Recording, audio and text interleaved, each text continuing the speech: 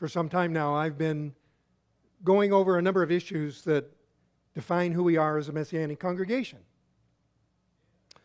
And one of those is the way that we adhere to the Hebrew calendar. We determine our times of worship according to that. And so today I want to go into some greater details by asking the question why we should live according to God's calendar. Now, throughout history, people have been always trying to determine the best way to measure time. For example, in the year 1752, the people living in the American colonies, now mind you, this is before our independence, right? They went to bed on September the 2nd, and when they woke up, it was September the 14th. That's true. That's exactly what Benjamin Franklin wrote about what transpired there. And indeed, it is true, but it is not in the case of an entire region going into a coma or under the influence of hypnosis or something like that. It was simply an adjustment of the calendar. And as this page from the Almanac of 1752 shows, Americans lost 11 days on their calendar in September of that year. It just jumped from the 2nd to the 14th. And the month was only 19 days long. That also meant that no American or British citizen ever has a birth date in that range that was missing. So the question is, why exactly did they make that adjustment? And so the people of antiquity were always aware of the fact that there is this very specific solar cycle. They knew that there was a fixed time from one year unto the next, even though they didn't necessarily know that this was a planet orbiting the sun. All they knew is that that sunlight followed a very fixed pattern on an interval that could be measured. And so they could determine which days were the shortest or the longest. So those would be the solstices as opposed to the days that were the same length of day and night, which would be the equinoxes. Okay, so we can see that in a number of places in the world. It's evident at the prehistoric monument of Stonehenge in England that marked the timing of the summer and the winter solstices. The Karnak temple in Egypt is oriented in such a way that at sunrise on the summer solstice, the light goes directly down through the middle of that temple and appears to be sitting up on a bowl, which is just a concrete wall there in the distance. At Machu Picchu, down in Peru, the Incas carved a stone that was aligned in such a way that on the spring and fall equinox, it would cast a shadow at midday. They did a lot of carving just to get to that point there. They also, the Incas had another structure called the Temple of the Sun, where the sunlight would enter through a window, like you can see here in the center, and illuminate a stone on the inside at the time of the summer and winter solstices. So this was a very common thing in the ancient world. The challenge for many people in the ancient world then, for many nations, was trying to align 24-hour days and 29 and a half or thereabout day-long lunar cycles with the solar cycle that was just slightly under 365 days, 365 and a quarter days, so that the solstices and the equinoxes would consistently line up on that same date of the year. Today, with the exception of various religious calendars, there's pretty much a universal dating system around the world so that New Year's Day is celebrated on January 1st. But that hasn't always been the case. In ancient times, calendars were reckoned according to local cultures, with years beginning at various dates on the calendar. The first attempt at standardization of the calendar took place in 46 BC, when Julius Caesar officially adopted what became known as the Julian calendar. This calendar attempted to approximate a solar year so that it had 12 months of varying length, totaling 365 days. And it added 1 day every 4 years, what you would call a leap year, in order to maintain the relationship between the dates and the seasons. So this was then the actual introduction of the leap year. And that calendar was adopted throughout the influence of the Roman world, including Europe. The problem with that calendar, however, wasn't perfectly accurate. Because the ancient solar year is 11 minutes less than 365 and a quarter days, the Julian calendar gained 1 day every 128 years in comparison to the sun. So over time, you had the equinoxes and the solstices shift on the calendar. By the 16th century AD, that error had reached 10 days. For that reason, in 1582, a different pope, Pope Gregory XIII, instituted a new calendar that has become known as the Gregorian calendar. It resets dates to conform to the spring equinox by dropping, first of all, they completely dropped 10 days in that year, just like I told you about in 1752. And then it refined the way of resetting the days. So again, you've got 12 months of varying length, totaling 365, plus an extra day every 4 years, except for years that are exactly divisible by 100, but not divisible by 400. That's still not going to be 100% accurate, but as far as our lifetime is concerned, this one will work just fine. Back in the day when the Gregorian calendar was being adopted, nations that were not influenced by the Roman Catholic Church, like England and those in Scandinavia, rejected the reform. They considered it an attempt by Rome to suppress Protestant churches.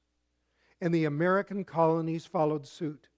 That meant for much of the time in American history before our independence, our calendars were significantly different than those in Europe. 172 years later, in 1752, that error had reached 11 days, and that is when England's Parliament finally adopted the Gregorian calendar, and then that meant the American colonies had to follow suit. And that then was illustrated by the page from the almanac that I showed you earlier. Now, the Hebrew or Jewish calendar, in its biblical form here, has faced similar issues regarding the alignment with solar cycles. In biblical times, the counting of the years was not done sequentially like we do every single year today. So this is just now turned to 2025. They never did that. Years were numbered according to the rule of kings.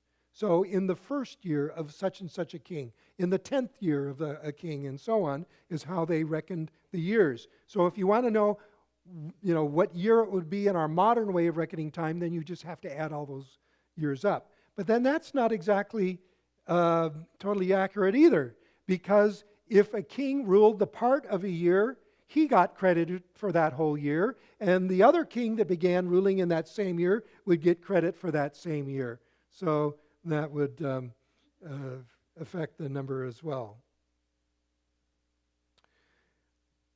Well, it really wasn't important to know what the year was, but it was important to know when the year began and ended. And it was basically determined on the moon, the lunar cycle. And since that takes about 29 and a half days to complete, a year consisted of 12 months alternating between 29 and 30 days for a total of 354 days. It also meant that their way of reckoning time was observational in nature, not mathematical. The most significant factor was making sure that the cycle of the feasts, the Moedim, was consistent with the seasons. It was based on making sure that the Passover always occurred at the time of the full moon, near or right after the spring equinox. And once that was set, it assured that the rest of the calendar would follow exactly along with the lunar cycle, so that the feasts would occur on certain days, including Yom Teruah, the Feast of Trumpets, on a new moon, and Sukkot, the Feast of Tabernacles, on a full moon, always according to that sequence. The only question was, how would they adjust the calendar in order to maintain a constant relationship with the cycles of the sun and the moon at the same time? The Israelites did not have astronomical observatories like we saw with the Peruvians, the Incas, and the Egyptians, for example. But God gave them an indicator in nature. And this is what's really fascinating to me. In Leviticus chapter 23, verses 10 through 14, for the feast of Bikurim, or first fruits, God commanded the people to cut the first grain to ripen, which was barley, and to offer it as a wave offering on the day after the Sabbath following Passover. So the ripening of that grain had to have occurred before the 16th day of the first month of the year, which we now call Nisan. The ancient rabbinical sources describe how the priests would go out into the fields in the previous month, which we now know as Adar, the 12th month of the religious calendar. And they looked at the barley to see if it was going to be ripe for the time of the Bikurim observance the next month. Well, what they did, they determined then, if it was not ripe, they would add an extra month to the calendar, making it 384 days long. That month is now known as Adar 2. Ve'adar in Hebrew, which means and Adar. So you've got Adar and Adar, but they call it now Adar 2. That meant that the barley would always be the first grain to ripen. And it could be used then as a wave offering on first fruits, just as God commanded. But in addition, what it would do, it would reset the calendar to the equinox in the spring, so that Passover could always be associated with that. In other words, they were able to observe all of the feasts from year to year at the exact same time in terms of the relationship between the sun and the moon. Plus, it didn't require any kind of mathematical calculations like other nations had to do, including our modern Gregorian calendar. They just had to follow the cycles that God had woven into nature. And that's what I find to be amazing, that was the way it was. Well, later, when the Jewish people were taken into captivity in Babylon, they were exposed to the way that the Babylonians determined the calendar. The Babylonians also had a lunar cycle of 12 months or 29 days, totaling 350 days. But what they did was they determined that they would add an extra month, but they would do it mathematically, 7 times over a 19-year period. And that would always then recalibrate it so that the lunar and solar cycles would line up. So when the Jewish people returned to the land of their inheritance, they brought with them the Babylonian influence. For the first time, they gave names to the months of the year. Prior to this time, they did not name them. They only just numbered them. The names were based on the Akkadian language, or we say Akkadian, that was the precursor to Aramaic, the language of Babylon. Many scholars believe, however, that the Jewish people did not use the Babylonian mathematical method during the Second Temple period, but they continued on by using the determination of the ripening of the barley. But after the destruction of the temple in 70 A.D., and as the Jewish people moved away from an agrarian society there in the land of Israel, the rabbis stopped on making the determination using the barley. And they only used the mathematical method that was part of Babylon's way. So that now continues on into modern times, so that you will have 12 years of 354 days, and then 7 years of 384 days, with some other modifications that I'm going to tell you about in a minute here. So you can see some of the Hebrew years can actually get, quite long. So it is possible to determine in advance, now using this mathematical method, whether a particular year is going to be a leap year or not. So for example, this year, the Hebrew calendar year of 5785, and next year, 5786, are not leap years. And they will have 354 days. But the year after that, 5787, beginning in the fall of 2026, will be another leap year. So you'll have on the calendar Adar and Adar 2, and so on. So you can actually plot out the years. So that is why Passover and the feasts move around within a 30-day period of time based on these adjustments. Well, meanwhile, Easter moves around based on its own set of mathematical calculations. And from time to time, Passover and Easter align themselves so that Passover coincides with Good Friday and Bikurim, first fruits, coincides with Easter. Well, that's what we know for sure. That's what happened in the year that Yeshua died. And that will happen again in 2029. That's looking forward. But what if you try to look back in time to see if we can take this formula and calculate in certain years, New Testament years, in the Gospels themselves, what the days of the week would have been using the calendar and the formula that we have today. Some people have taught that you can actually determine what the exact day of the week is simply by using the Hebrew calendar because of these algorithms.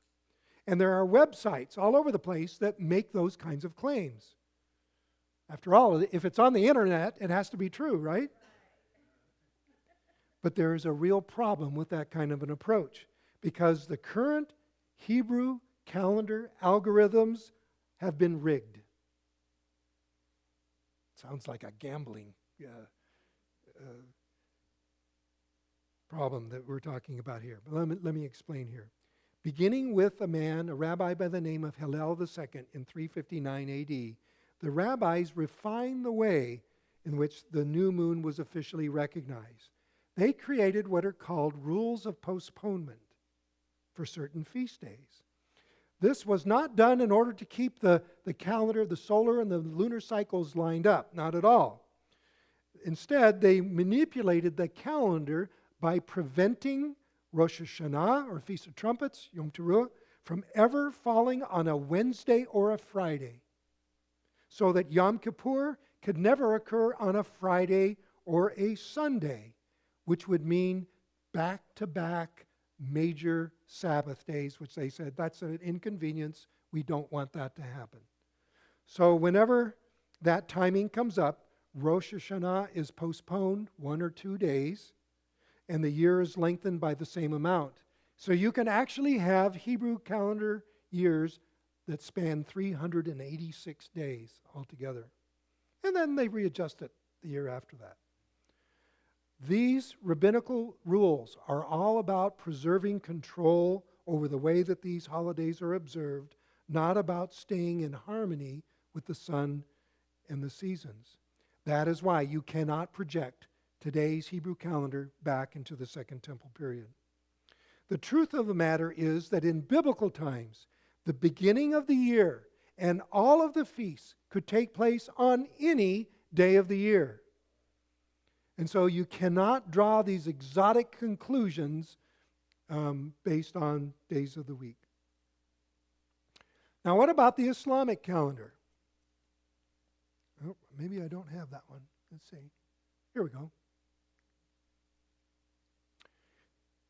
It is totally based on the cycles of the moon. 12 lunar months of 29 or 30 days, totaling 350 days altogether. But it has no corrective leap year calculation to it. So that means it loses 11 days every year, which means that every 8 years, a particular month shifts completely to a different season altogether, like from spring to winter. And that explains, like Ramadan, the feast of fasting can occur at any time during the year, as it did this last year, where it lined up with Hanukkah and Christmas at the same time. And this next year, completely different. Now we might ask, why doesn't Islam have a corrective measure that keeps the years consistent with the solar cycle and the seasons? In the Quran, Muhammad declared that it is forbidden to add months to the calendar because Allah fixed the calendar, fixed time, when He created the heavens and the earth. It doesn't matter that his reasoning was flawed and based on a false understanding of the cycle of the sun. If Allah declared it to Muhammad, then no Muslim is going to dispute it. But there is another reason. Since the Hebrew calendar is derived on the basis of observing the biblical feasts, and Islam is oriented towards repudiating Judaism and Christianity, we can see how this prohibition against adding leap months is a way of invalidating the cycle of the feasts that were ordained by God of the Bible. Well, that makes this a spiritual battle, because Adonai has accomplished great redemptive acts on the actual days of the feast, like Yeshua dying on the eve of Passover and being buried on unleavened bread, and raising from the grave on Bikurim, the Feast of First Fruits, and the Ruach HaKodesh, the Holy Spirit, coming in an enduring manner on Shavuot, the Feast of Weeks. But Islam categorically denies the validity of all of these redemptive acts. So it makes sense that it would promote a different calendar around the world, along with a different God, a different prophet, and a different holy book, as well as a different way of redemption.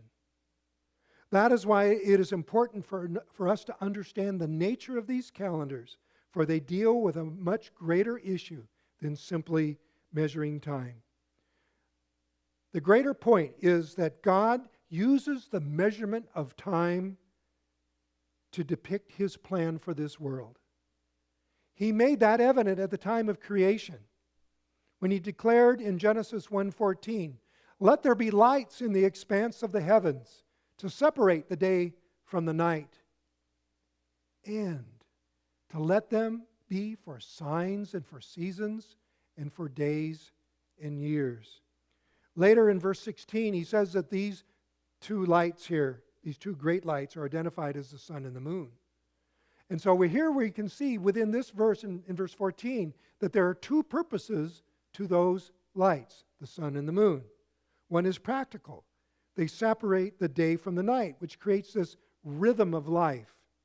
But the other purpose is providing a structure for recognizing the great acts that God does in this world here.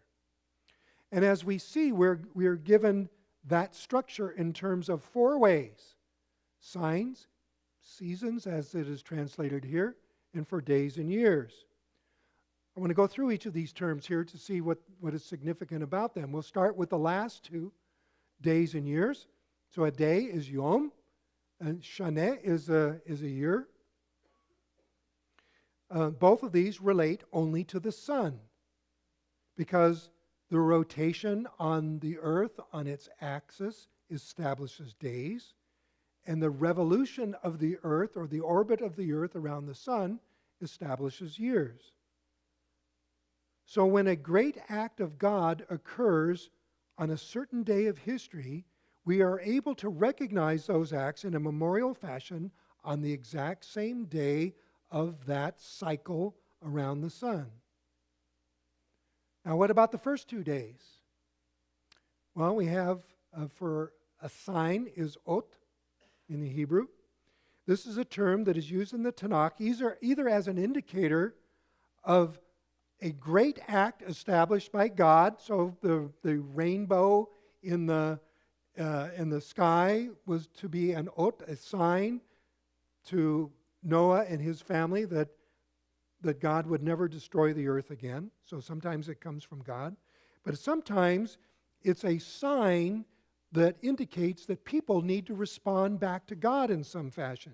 So the Sabbath, for example, is a sign of this set-apart relationship between the Lord and people in which we are following through on that we understand what He requires of us. And so as a sign back to Him, we do it. As simple as that.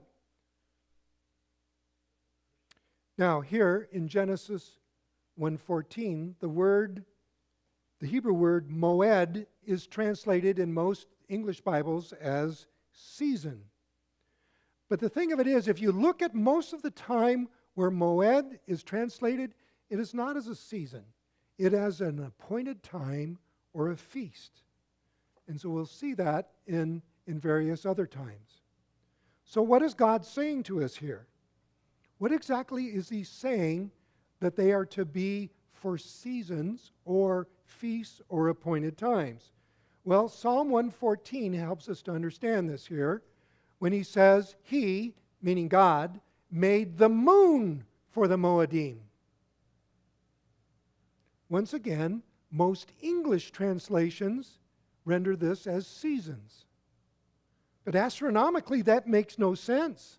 The seasons, the hot times, the cold times, they're all determined by the sun. That is why that is a very poor translation, the way that I see this here. You have to go to the basic meaning of a moed, which is an appointed time or a feast. Thus, contextually and grammatically, this verse is saying, He, meaning God, made the moon for the feast. Now, that does not mean the sun has no role when it comes to the Moedim, because the feasts are to be observed annually. But the moon determines the days of the observance for any given year. All this to say that from the very beginning, God intended for both the moon and the sun to remind us of the great things that He has done in this world and the importance of having a daily relationship with Him because of this cycle of making this connection. That then requires a sacred calendar, one in which we recognize specific acts of God at specific times during the year. It enhances our understanding then of what God has done in this world and what He will continue to do. Moreover, 50 days before Adonai gave the Torah or the law to Moses on Mount Sinai, and by extension then to the people of Israel, He set in motion this act of commemorating on a very specific cycle. This is before the Torah, albeit 50 days, but it's still before the official enactment of the Torah.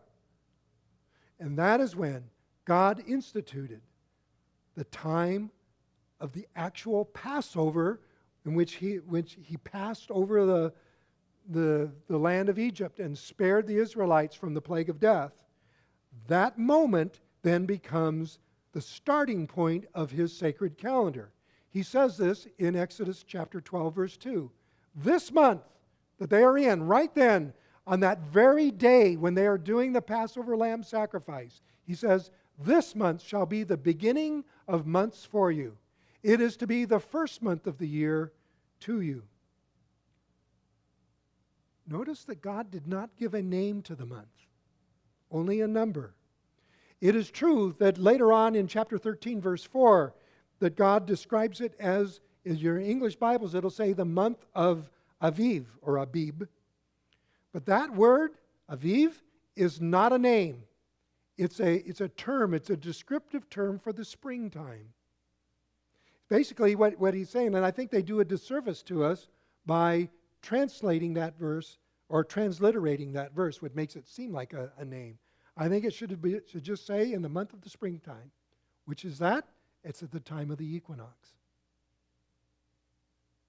It was not until 1,000 years later, or almost 1,000 years later, that the Jewish people borrowed those names that they got from Babylon.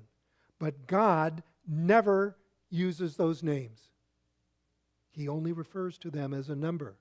Now, when you see something like that or you read something like that, you should always stop and go, why? Why would God do that? By only using numbers, it tells us that God intended for the people to commemorate his great acts in the world in a very specific, ordered manner, starting with Passover, which then foreshadows the eventual enactment of his ultimate act of redemption at that very same time when Yeshua gave his life on the cross. The Lamb of God who took away the sins of the world at the very moment when the Passover lambs were being slaughtered in Jerusalem. To the very minute. The order is what matters. Because once you get out of order, once you go off on a tangent, how easy it is to end up with bunny rabbits and Santa Claus. This profound reality is at the heart of God's strong admonition to all believers in Yeshua to memorialize his act of redemption in exactly the manner that God has given to us. For as God continued on in his instructions in Exodus 13, in verse 9, he called the commemoration of Passover an ot, a sign that we just studied here moments ago. A sign that his Torah was to be spoken to subsequent generations. Can you see now? We have to have a recycling year after year after year. The sign of God's redemption is to be retold year after year after year at this particular time on the calendar. So then he goes on to say in verse 10, therefore, you shall keep this ordinance at its appointed time from year to year. Once again, notice the use of the word moed, its appointed time, from year to year. Well, what I trust you can see here, he's calling for people to observe the death of Yeshua at exactly this one time during the year. When I read those words, I do not see a suggestion of something that can be altered. Don was talking about that earlier. It is a commandment given with the same grammatical strength as, you shall have no other gods before me. You shall not murder. You shall love the Lord your God with all your heart, all your soul, and all your might. You shall love your neighbor as yourself. You shall keep this ordinance at its appointed time from year to year.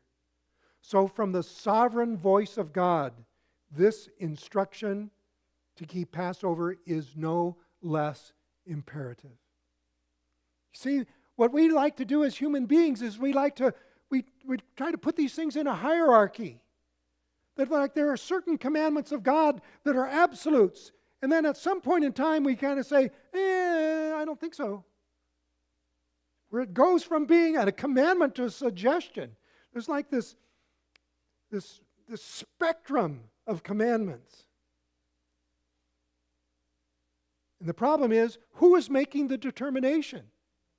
My will. I am Lord over my time. When I read God's Word, I don't see that as an option.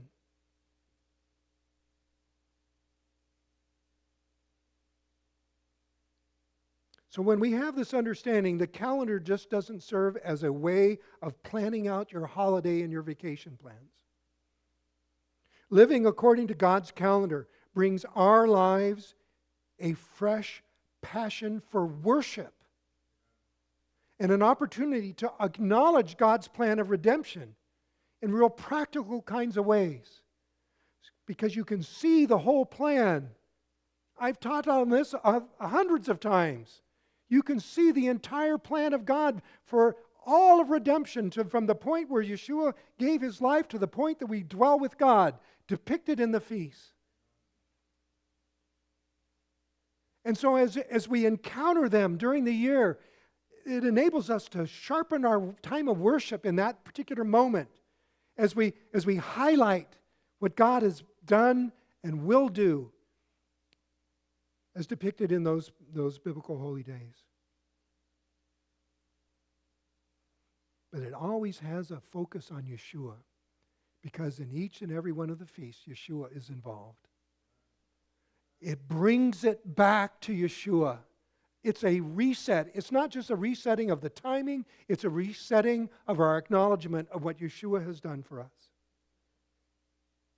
And since this is something that God has ordained from the very beginning of creation, long before there was anything called Torah or law, it makes sense that all people should recognize His schedule for ordering our lives and His plan of redemption that it depicts so wondrously.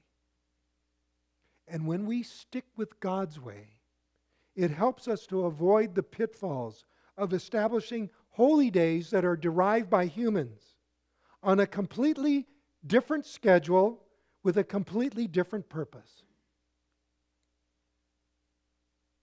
My hope is that during this Gregorian year of 2025 and this Hebrew year of 5785 and beyond, that we will all dedicate ourselves to worshiping, living, and serving God His way, the way that He has always intended.